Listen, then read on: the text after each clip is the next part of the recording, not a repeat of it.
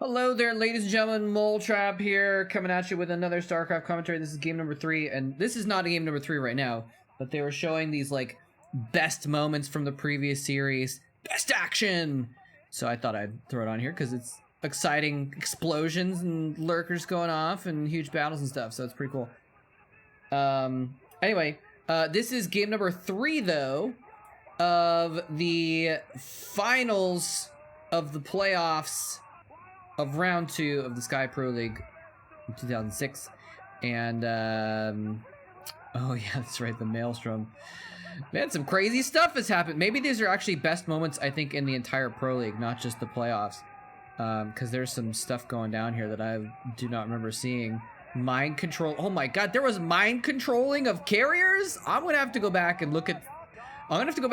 some of these games and see if I can find out when they were, and maybe cast some of them, if I can find them, because there were some crazy moments. Anyway, apparently this goes on for a while, so I'm gonna go ahead and skip forward though. But I think here's where the game is. Yeah, it sounds like about right. And yeah, so we got a 2v2, ladies and gentlemen. We got representing CJ and Tusseur. We got Rage and Oversky. Rage, a little bit old school, but this is an old school game, of course. Oversky was someone who never really, you know, got super far, but he was a solid player in 2006, you know. And then we have, of course, Light and Saint. Saint was like a really solid 2v2 player. He did some 1v1 stuff as well. He never really made it super far, but he was really... all four of these guys are just like on the solid level, you know. Light, of course, later on would become really, really good. So we're gonna have the MBC players are gonna be allied. So we kind of got the fire colors, yellow and red, versus the ocean colors of blue and green is what we got going on here today. So that's what we're gonna be seeing here today. In this 2v2, we got a ZP versus ZT, which is interesting. And I believe, yeah, so this is MBC game. There's Saint right there. He's the Zerg player on the bottom right. So we got left versus right as well. The right side of the map is MBC game. The left side of the map is Team CJ. There's Light. Little baby Light. Baby Light before he got... I mean, he was really good in 2006 as well. But, you know, it wasn't until later on that he became a real star. And in 2010, he was on fire.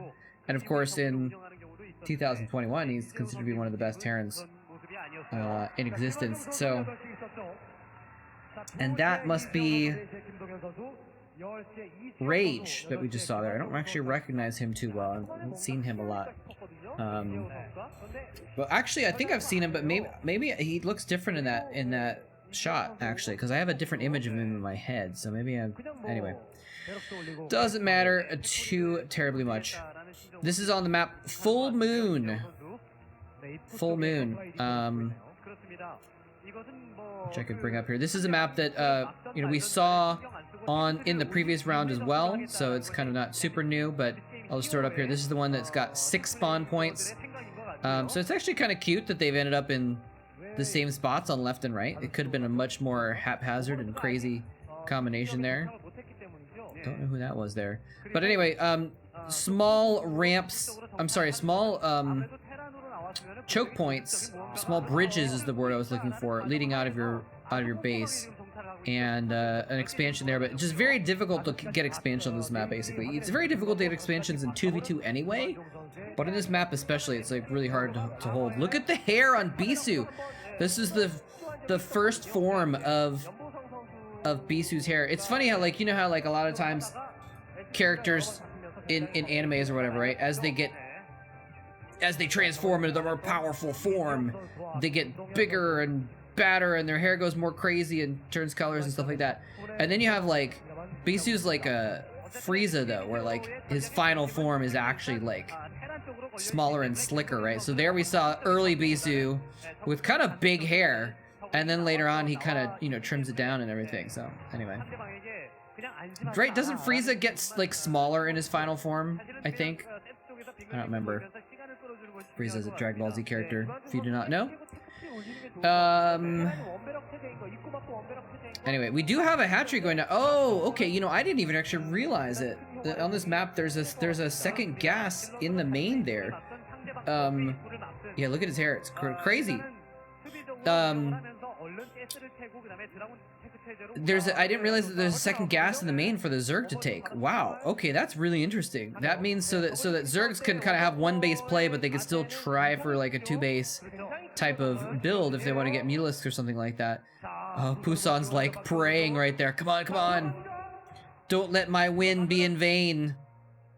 Anyway, the series is tied up, by the way, 1-1. So whoever does win this 2v2 series, 2v2 game, it's going to be ahead. This Vulture's really struggling. Somehow manages to thread the needle between those Zerglings and get all the way in here. And is he going to finally get caught? There's just so many Zerglings. There's nowhere to go.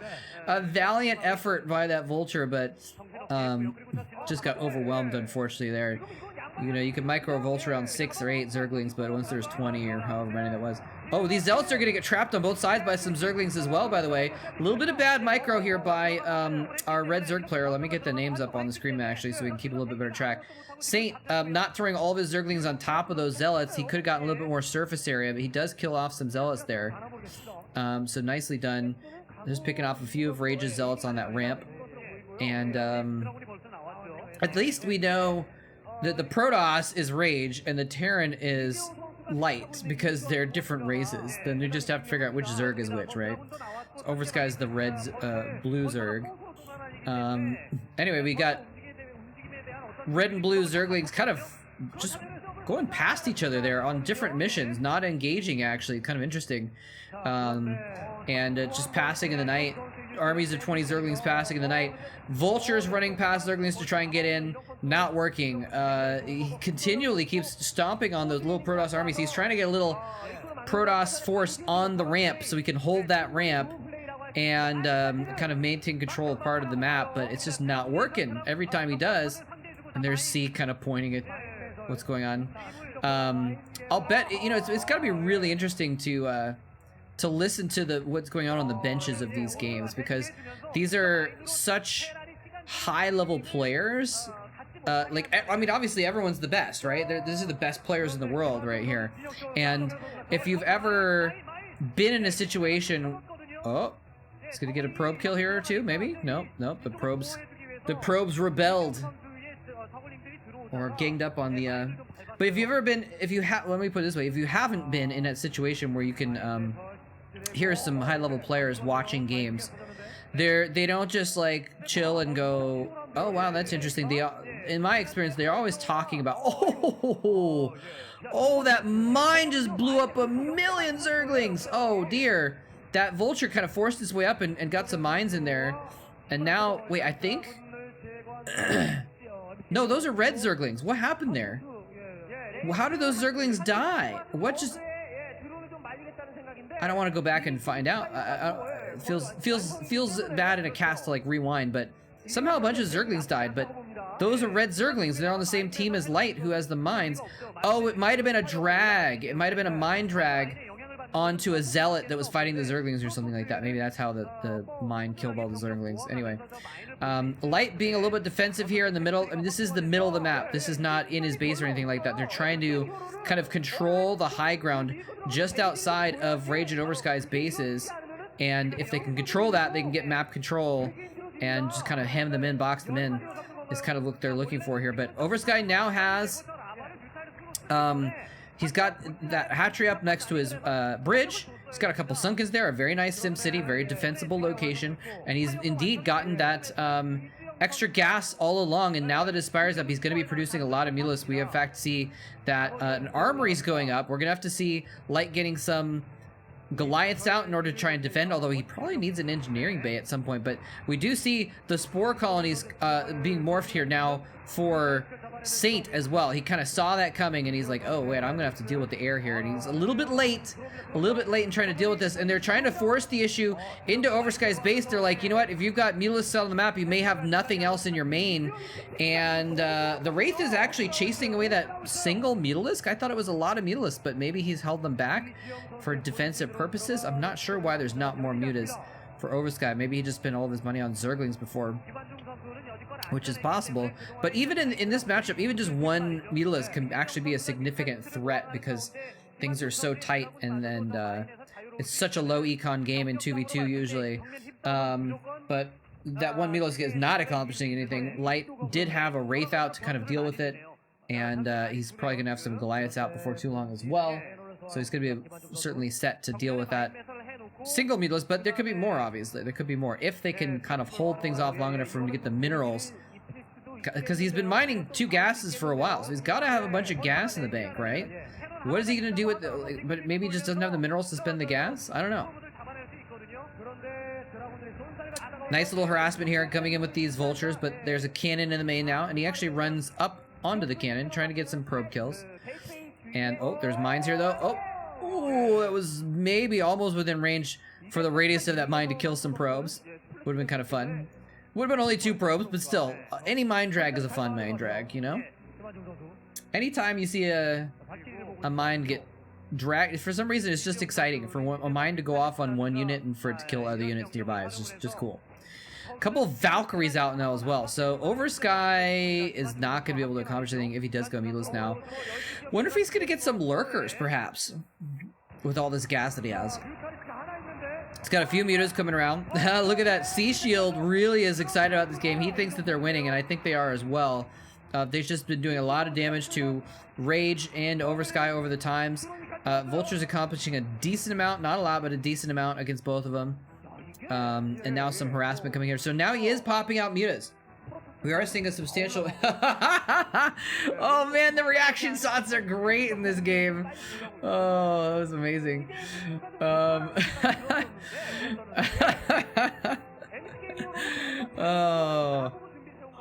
I think that was the MBC game coach. But whoever it was flabbergasted by the Valkyries there. Anyway, which is surprising. I would have thought if it's the NBC coach, then he would have been excited about them instead of been like, it was kind of almost looking like an oh crap face. But anyway, look at this. Rage going up to 4 gateways now, I think. 3 or 4 gateways. A second command center coming down for Light. He's got plenty of Valkyries. So yeah, I mean, like, they've got Spores, they've got Valkyries. There's basically not a lot these mutas can do at this point, unless they get caught with some Scourge. It's possible that they could take that out, and then the Mutalisks will be able to do more damage. But yeah, Oversky committing a lot to these Mutalisks, and they're not going to do anything. In the meantime, Saint just now getting his Spire, by the way.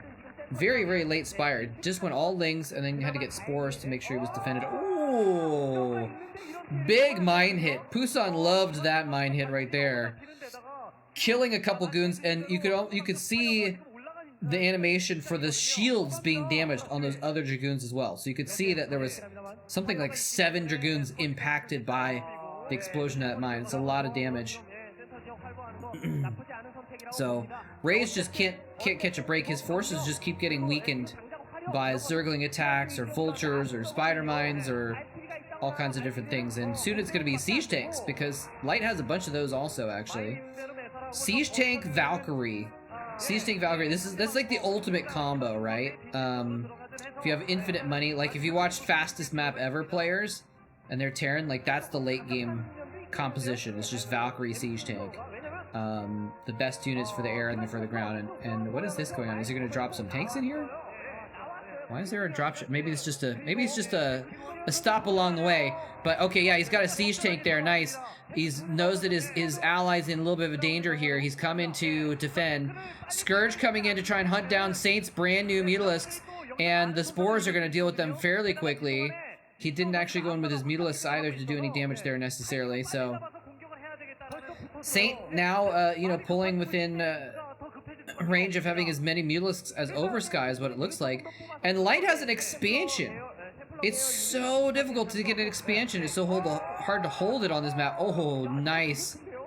Nice hits there. Although, it looked like he was almost in danger of doing some... Oh, man. Fist pumping going on the NBC bench there, ladies and gentlemen. Yeah, just to finish that thought earlier, I was thinking that, like, they've got to be, like, they've got to be like cheering on their teammates, but at the same time, you know, they're probably doing a lot of analysis about like, oh, he's ahead, or this guy needs to get that, or something like that. Top level players are often really keyed into their thoughts on what their view of the situation, because they have such an analytical mind around the game. So there's our potential winners right there on camera there, ladies and gentlemen. Light and Saint looking really good. And, you know, if there's one race that can hold that expansion relatively well, it is the Terran, because he's got the siege tanks and they're on the low ground.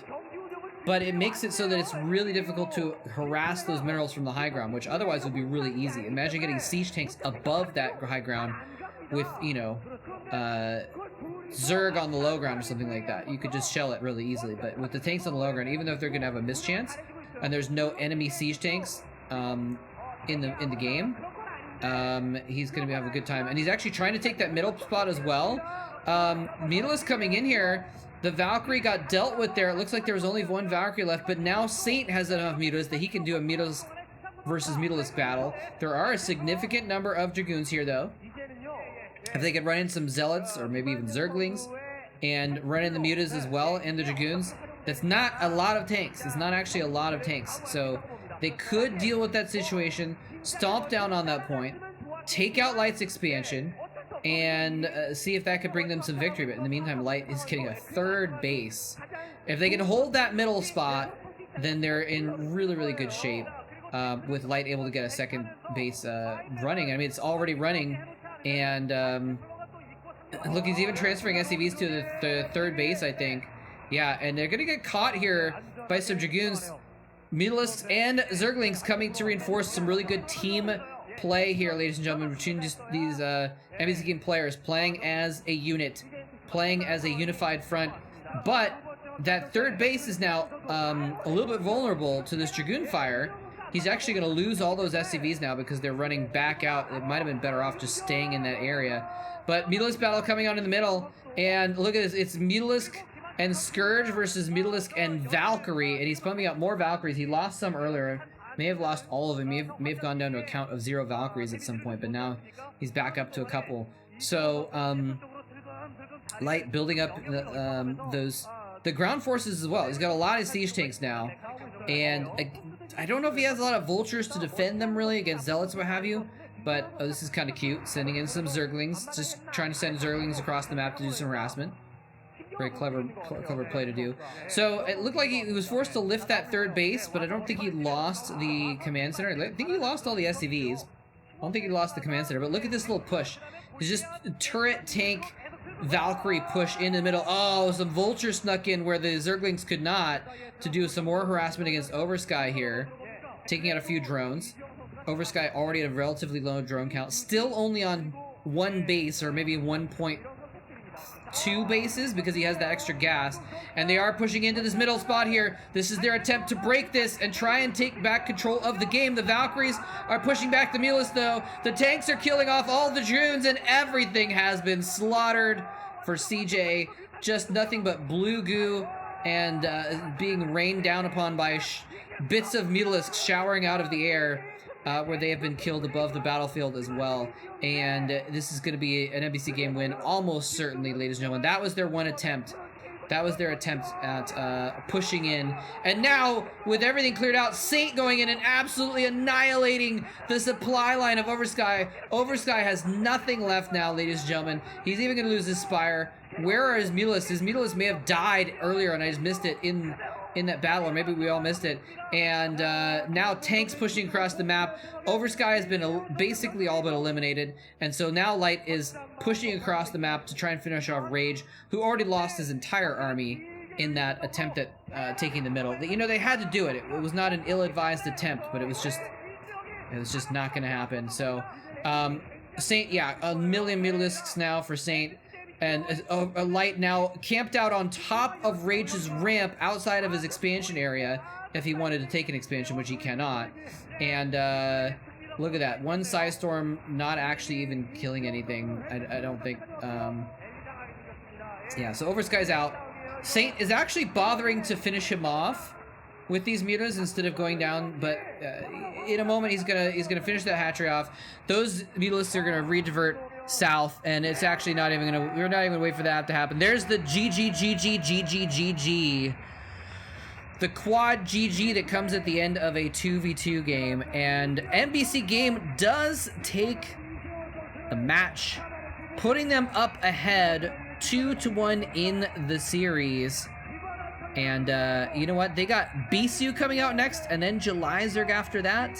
So they have a good chance of closing out the next couple games. But CJ has Iris coming out to battle Bisu, and Zelos coming out to battle Jelizerg.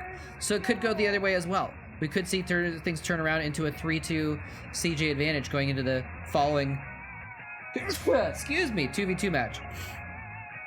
Anyway, we'll see how that goes. Again, the next game, though, should be a fun one. Bisu versus Iris, a PVT on Longinus. I'm looking forward to that one. I hope you guys are as well. I hope you enjoyed this one. Thank you very much for watching. GG.